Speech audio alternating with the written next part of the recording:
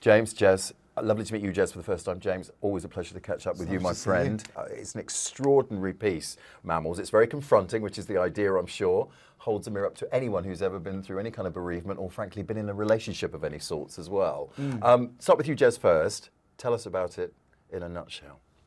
It's a relationship comedy drama, but that has the motor of a thriller. I wanted it to just like burn through plot. I wanted it to be constantly surprising, constantly as like cliffhangery as a lot of relationships can be. Jez just sent me this email saying, I've got this script, would you ever be interested in it? It was just episode 1, and I read it and was like, yes, I would give anything to be in it, and it will never not blow my mind that I'm in this show ever, truly. It's a really, really hard show to talk about because everything that happens after the first 5 minutes is a spoiler. For me, it was about the minefields of relationships, every day-to-day relationship, which is why it's hugely relatable, I think.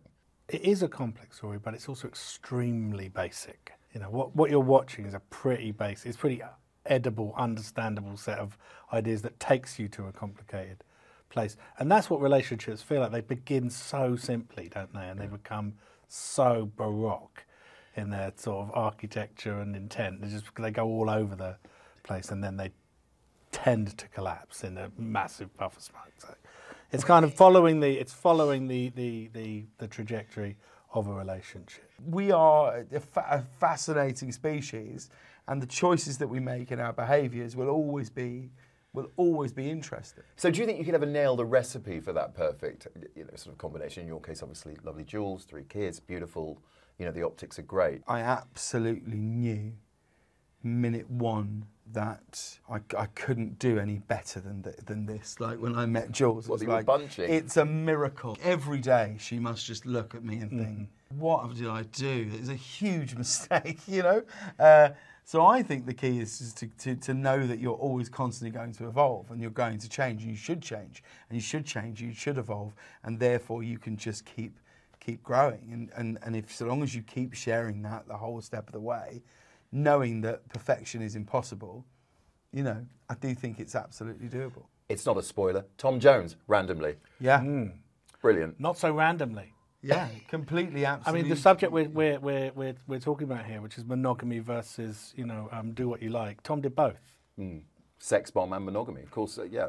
He's the embodiment of both ideas in one tight pair of leather trousers. My God, did he deliver. He was absolutely brilliant. So welcome back to Terra Firma here on this jewel in the Silver Sea we call home. It's good to have you back. I'm thrilled to be here. With your trademark twinkle. You're bringing your chapter to the States, or at least certainly the Late Late Show, to an end. Yeah. Sure. Big decision, obviously. It's going to be really emotional. It's going to be a real thing to draw it to a close. But I'm so proud of what we've done.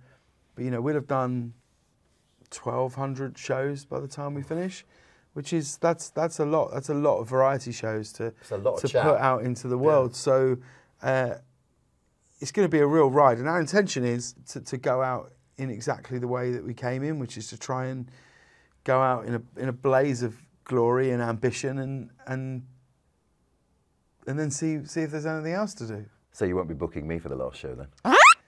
We're in talks. We're in talks with your. We're in talks with your people. Thank you. The truth is, I have absolutely no idea what I'm going to do. I don't know. I hope we get to make more of this show. It feels like that's certainly something which is probably going to happen. So I'm excited to tell more of this story and to speak some more of Jez's words. And past that, I'm pretty okay with not knowing for a minute. I've essentially known what I'm doing every day for the last 8 years, sometimes to the hour. And so to have a bit of time and to get used to this life without, looking down a lens and saying, stick around, we'll be right back, is going to be an adjustment anyway. So I'm quite into just seeing what it feels like. I just always feel like there's a real tug for you to come back home. I love where we live. I love being in Los Angeles. I love it, but we always knew it was an adventure and not a final destination. And this place is amazing. This little island, the stuff that it's created, the things that it's given the world, and I'm very, very, I've always been very, very proud to call it home.